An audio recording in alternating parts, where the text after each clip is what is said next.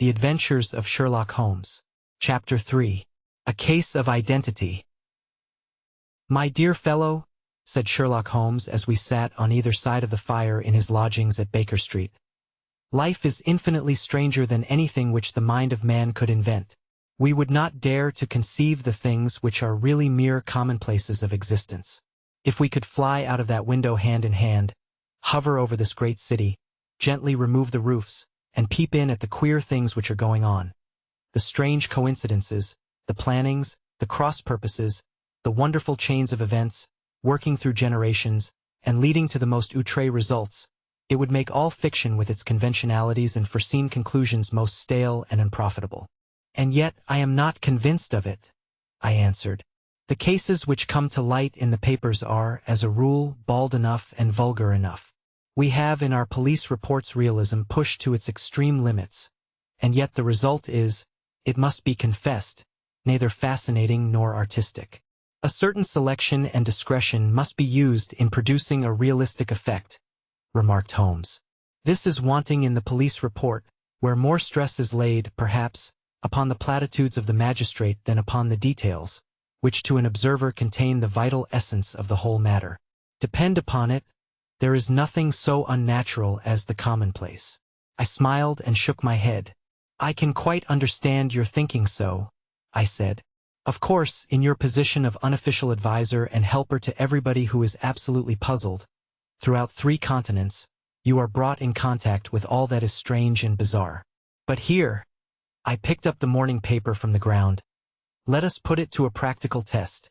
Here is the first heading upon which I come. A husband's cruelty to his wife. There is half a column of print, but I know without reading it that it is all perfectly familiar to me. There is, of course, the other woman, the drink, the push, the blow, the bruise, the sympathetic sister or landlady. The crudest of writers could invent nothing more crude." "Indeed, your example is an unfortunate one for your argument," said Holmes, taking the paper and glancing his eye down it.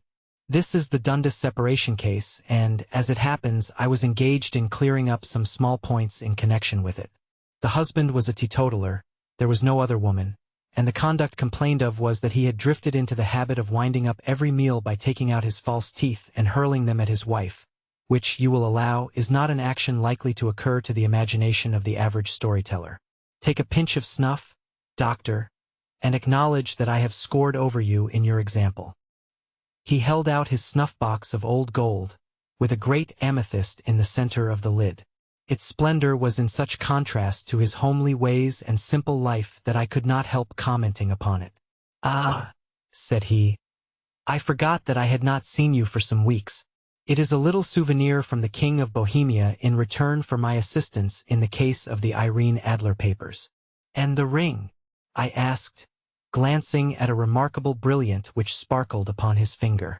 "It was from the reigning family of Holland, though the matter in which I served them was of such delicacy that I cannot confide it even to you, who have been good enough to chronicle 1 or 2 of my little problems." "And have you any on hand just now?" I asked with interest. "Some 10 or 12, but none which present any feature of interest. They are important, you understand, without being interesting. Indeed, I have found that it is usually in unimportant matters that there is a field for the observation, and for the quick analysis of cause and effect which gives the charm to an investigation. The larger crimes are apt to be the simpler, for the bigger the crime the more obvious, as a rule, is the motive. In these cases, save for one rather intricate matter which has been referred to me from Marseilles, there is nothing which presents any features of interest. It is possible, however, that I may have something better before very many minutes are over, for this is one of my clients, or I am much mistaken." He had risen from his chair and was standing between the parted blinds gazing down into the dull, neutral-tinted London street. Looking over his shoulder, I saw that on the pavement opposite there stood a large woman with a heavy fur boa round her neck, and a large curling red feather in a broad-brimmed hat which was tilted in a coquettish Duchess of Devonshire fashion over her ear. From under this great panoply she peeped up in a nervous, hesitating fashion at our windows, while her body oscillated backward and forward, and her fingers fidgeted with her glove buttons. Suddenly, with a plunge, as of the swimmer who leaves the bank, she hurried across the road, and we heard the sharp clang of the bell. I have seen those symptoms before, said Holmes, throwing his cigarette into the fire. Oscillation upon the pavement always means an affaire de cœur. She would like advice, but is not sure that the matter is not too delicate for communication. And yet, even here we may discriminate. When a woman has been seriously wronged by a man, she no longer oscillates, and the usual symptom is a broken bell wire. Here we may take it that there is a love matter, but that the maiden is not so much angry as perplexed or grieved. But here she comes in person to resolve our doubts. As he spoke there was a tap at the door, and the boy in buttons entered to announce Miss Mary Sutherland, while the lady herself loomed behind his small black figure like a full-sailed merchantman behind a tiny pilot boat. Sherlock Holmes welcomed her with the easy courtesy for which he was remarkable, and having closed the door and bowed her into an armchair, he looked her over in the minute and yet abstracted fashion which was peculiar to him. "Do you not find," he said, "that with your short sight it is a little trying to do so much typewriting?" "I did at first," she answered, "but now I know where the letters are without looking." Then, suddenly realizing the full purport of his words, she gave a violent start and looked up, with fear and astonishment upon her broad, good-humored face. "You've heard about me, Mr. Holmes?" she cried. "Else how could you know all that?" "Never mind," said Holmes, laughing. "It is my business to know things. Perhaps I have trained myself to see what others overlook. If not, why should you come to consult me?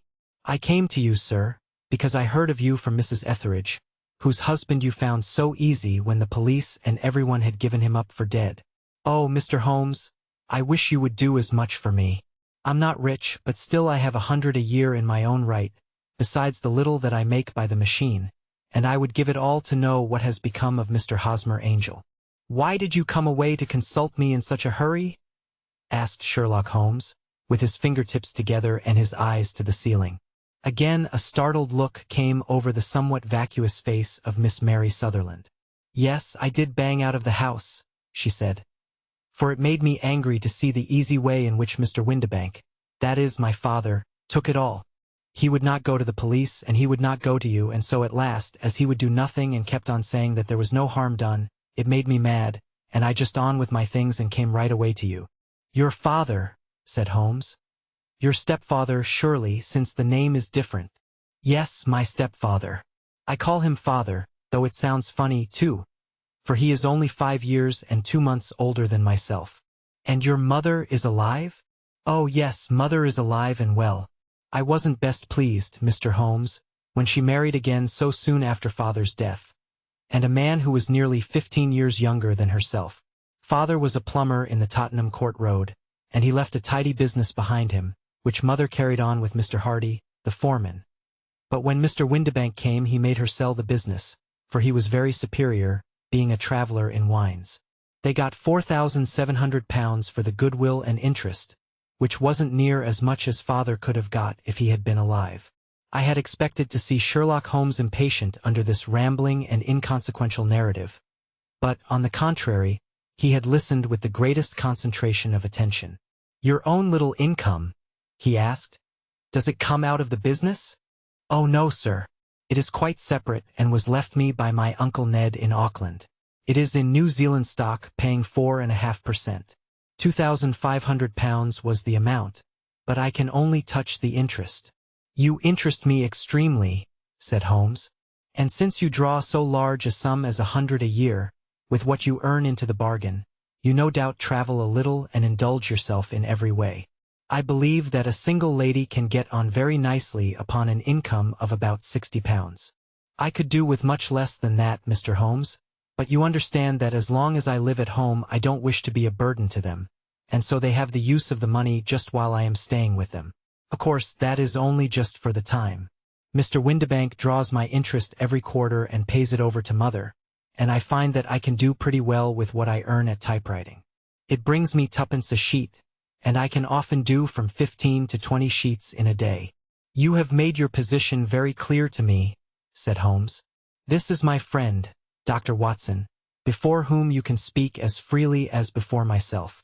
Kindly tell us now all about your connection with Mr. Hosmer Angel." A flush stole over Miss Sutherland's face, and she picked nervously at the fringe of her jacket. I met him first at the gasfitters' ball, she said. They used to send father tickets when he was alive, and then afterwards they remembered us and sent them to mother. Mr. Windibank did not wish us to go. He never did wish us to go anywhere. He would get quite mad if I wanted so much as to join a Sunday school treat. But this time I was set on going, and I would go. For what right had he to prevent? He said the folk were not fit for us to know, when all father's friends were to be there. And he said that I had nothing fit to wear, when I had my purple plush that I had never so much as taken out of the drawer. At last, when nothing else would do, he went off to France upon the business of the firm. But we went, mother and I, with Mr. Hardy, who used to be our foreman, and it was there I met Mr. Hosmer Angel. I suppose, said Holmes, that when Mr. Windibank came back from France he was very annoyed at your having gone to the ball. Oh, well, he was very good about it. He laughed, I remember, and shrugged his shoulders, and said there was no use denying anything to a woman, for she would have her way. I see. Then at the gasfitters' ball you met, as I understand, a gentleman called Mr. Hosmer Angel. Yes, sir. I met him that night, and he called next day to ask if we had got home all safe, and after that we met him. That is to say, Mr. Holmes, I met him twice for walks, but after that father came back again, and Mr. Hosmer Angel could not come to the house any more. No. Well, you know father didn't like anything of the sort. He wouldn't have any visitors if he could help it, and he used to say that a woman should be happy in her own family circle. But then, as I used to say to mother, a woman wants her own circle to begin with, and I had not got mine yet. But how about Mr. Hosmer Angel? Did he make no attempt to see you? Well, father was going off to France again in a week, and Hosmer wrote and said that it would be safer and better not to see each other until he had gone. We could write in the meantime, and he used to write every day. I took the letters in the morning, so there was no need for father to know. Were you engaged to the gentleman at this time? Oh yes, Mr. Holmes. We were engaged after the first walk that we took. Hosmer, Mr. Angel, was a cashier in an office in Leadenhall Street, and— What office? That's the worst of it, Mr. Holmes. I don't know. Where did he live then? He slept on the premises. And you don't know his address? No, except that it was Leadenhall Street. Where did you address your letters, then? To the Leadenhall Street post office, to be left till called for. He said that if they were sent to the office he would be chaffed by all the other clerks about having letters from a lady, so I offered to typewrite them like he did his, but he wouldn't have that, for he said that when I wrote them they seemed to come from me, but when they were typewritten he always felt that the machine had come between us. That will just show you how fond he was of me, Mr. Holmes, and the little things that he would think of. It was most suggestive, said Holmes. It has long been an axiom of mine that the little things are infinitely the most important. Can you remember any other little things about Mr. Hosmer Angel? He was a very shy man, Mr. Holmes. He would rather walk with me in the evening than in the daylight, for he said that he hated to be conspicuous. Very retiring and gentlemanly he was. Even his voice was gentle. He'd had the quinsy and swollen glands when he was young, he told me, and it had left him with a weak throat and a hesitating, whispering fashion of speech. He was always well dressed, very neat and plain, but his eyes were weak, just as mine are, and he wore tinted glasses against the glare. Well, and what happened when Mr. Windibank, your stepfather, returned to France? Mr. Hosmer Angel came to the house again and proposed that we should marry before father came back. He was in dreadful earnest and made me swear, with my hands on the testament, that whatever happened I would always be true to him. Mother said he was quite right to make me swear, and that it was a sign of his passion. Mother was all in his favor from the first and was even fonder of him than I was. Then, when they talked of marrying within the week, I began to ask about father, but they both said never to mind about father, but just to tell him afterwards, and mother said she would make it all right with him. I didn't quite like that, Mr. Holmes.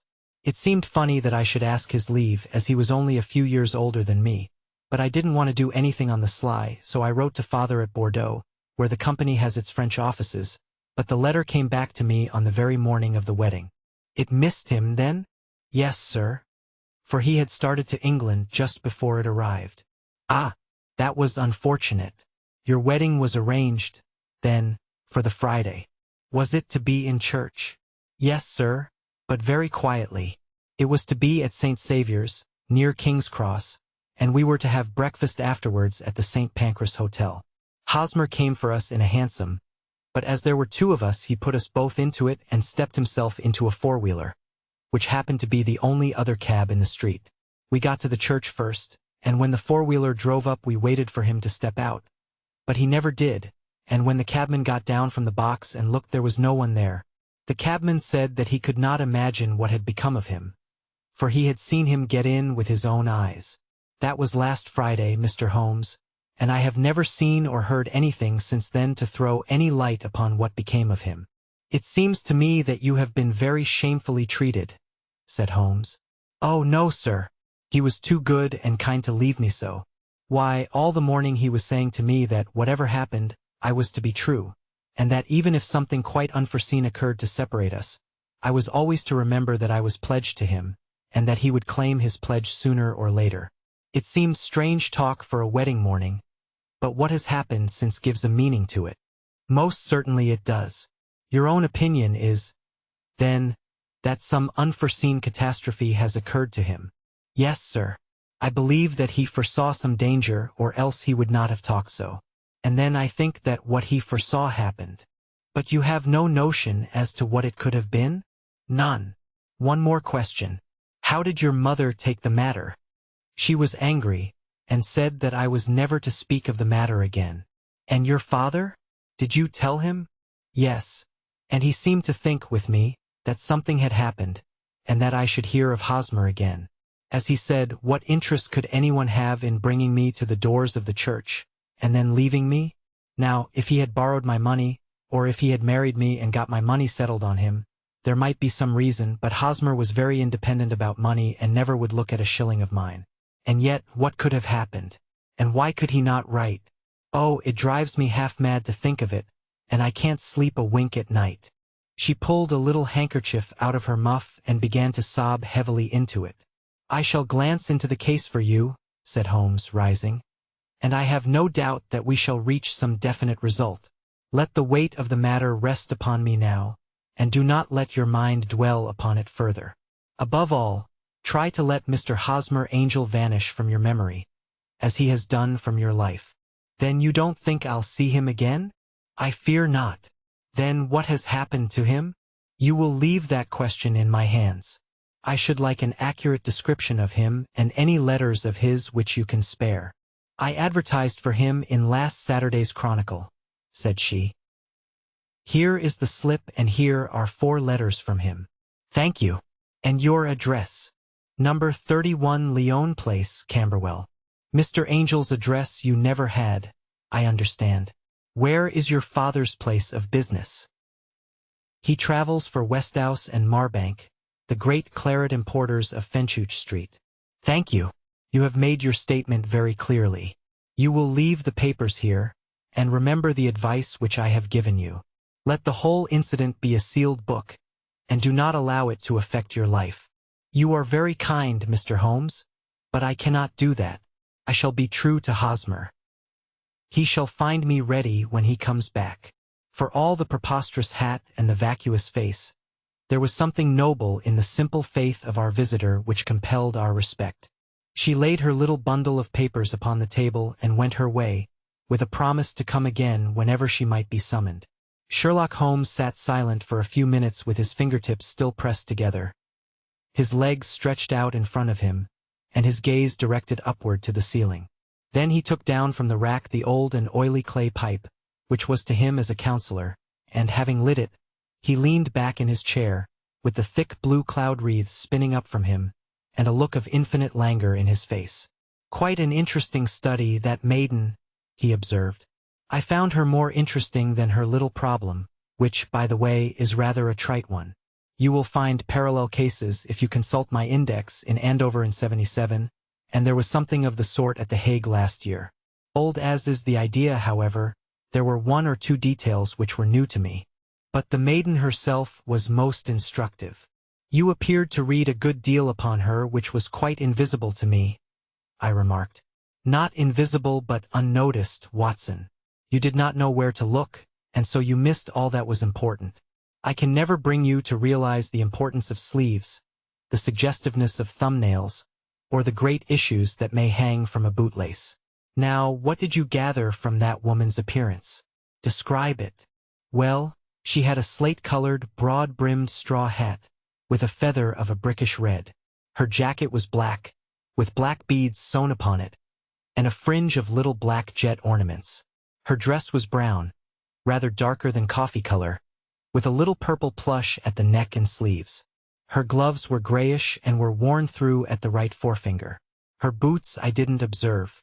She had small round, hanging gold earrings, and a general air of being fairly well-to-do in a vulgar, comfortable, easygoing way.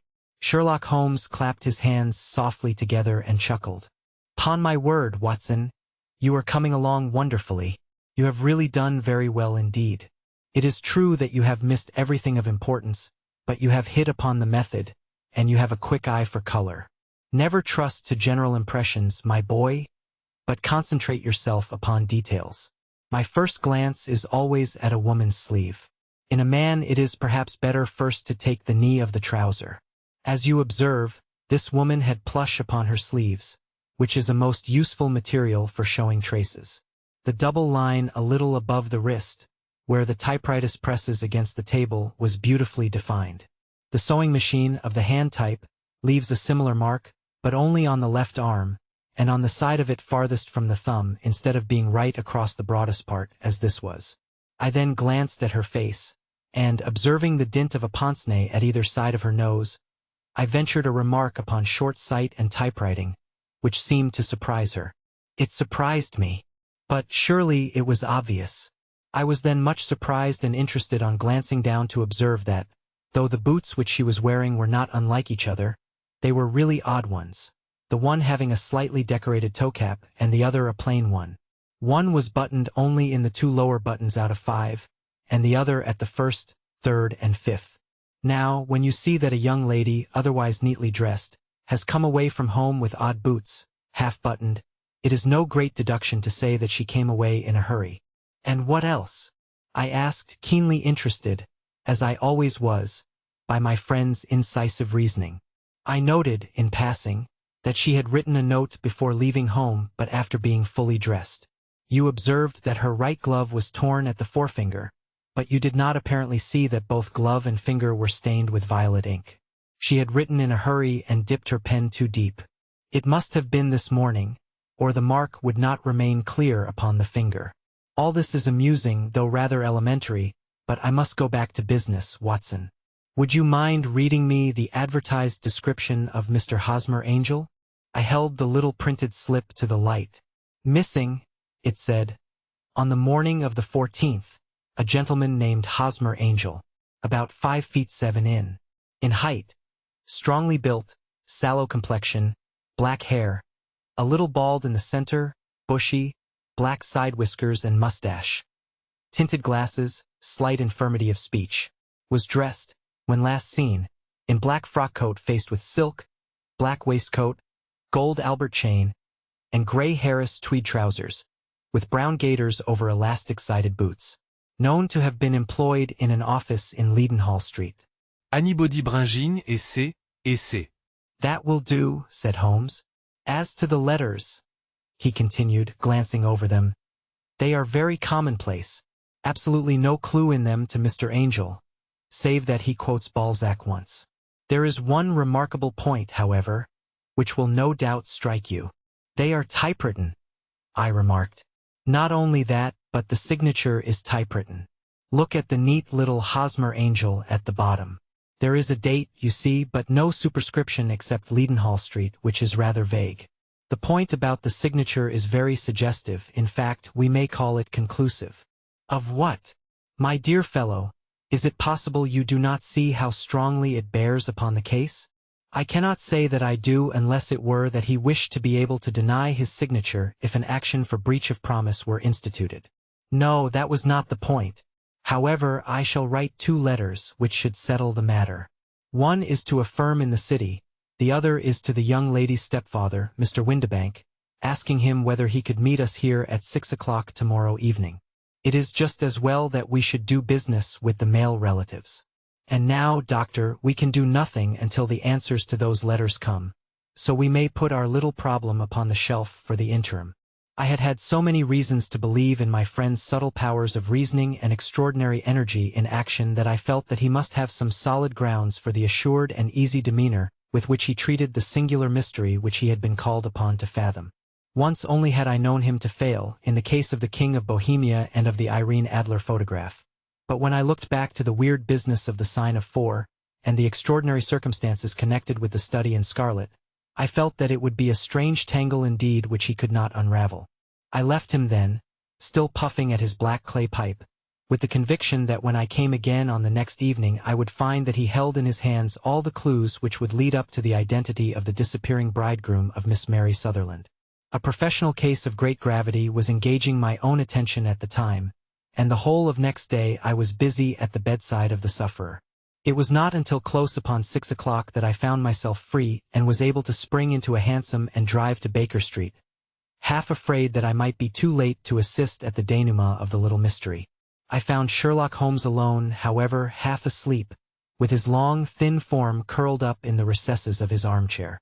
A formidable array of bottles and test tubes, with the pungent cleanly smell of hydrochloric acid, told me that he had spent his day in the chemical work which was so dear to him. "Well, have you solved it?" I asked as I entered. "Yes, it was the bisulfate of baryta." "No, no, the mystery!" I cried. "Oh, that! I thought of the salt that I have been working upon. There was never any mystery in the matter, though, as I said yesterday, some of the details are of interest.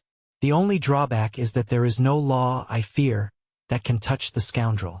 Who was he, then, and what was his object in deserting Miss Sutherland?" The question was hardly out of my mouth, and Holmes had not yet opened his lips to reply, when we heard a heavy footfall in the passage and a tap at the door. "This is the girl's stepfather, Mr. James Windibank," said Holmes. "He has written to me to say that he would be here at 6. Come in." The man who entered was a sturdy, middle-sized fellow, some 30 years of age, clean-shaven and sallow-skinned, with a bland, insinuating manner, and a pair of wonderfully sharp and penetrating gray eyes. He shot a questioning glance at each of us, placed his shiny top hat upon the sideboard, and with a slight bow sidled down into the nearest chair. "Good evening, Mr. James Windibank," said Holmes. "I think that this typewritten letter is from you, in which you made an appointment with me for 6 o'clock? "Yes, sir. I am afraid that I am a little late, but I am not quite my own master, you know. I am sorry that Miss Sutherland has troubled you about this little matter, for I think it is far better not to wash linen of the sort in public. It was quite against my wishes that she came, but she is a very excitable, impulsive girl, as you may have noticed, and she is not easily controlled when she has made up her mind on a point. Of course, I did not mind you so much, as you are not connected with the official police, but it is not pleasant to have a family misfortune like this noised abroad. Besides, it is a useless expense, for how could you possibly find this Hosmer angel?" "On the contrary," said Holmes quietly, "I have every reason to believe that I will succeed in discovering Mr. Hosmer Angel." Mr. Windibank gave a violent start and dropped his gloves. "I am delighted to hear it," he said. "It is a curious thing," remarked Holmes, "that a typewriter has really quite as much individuality as a man's handwriting.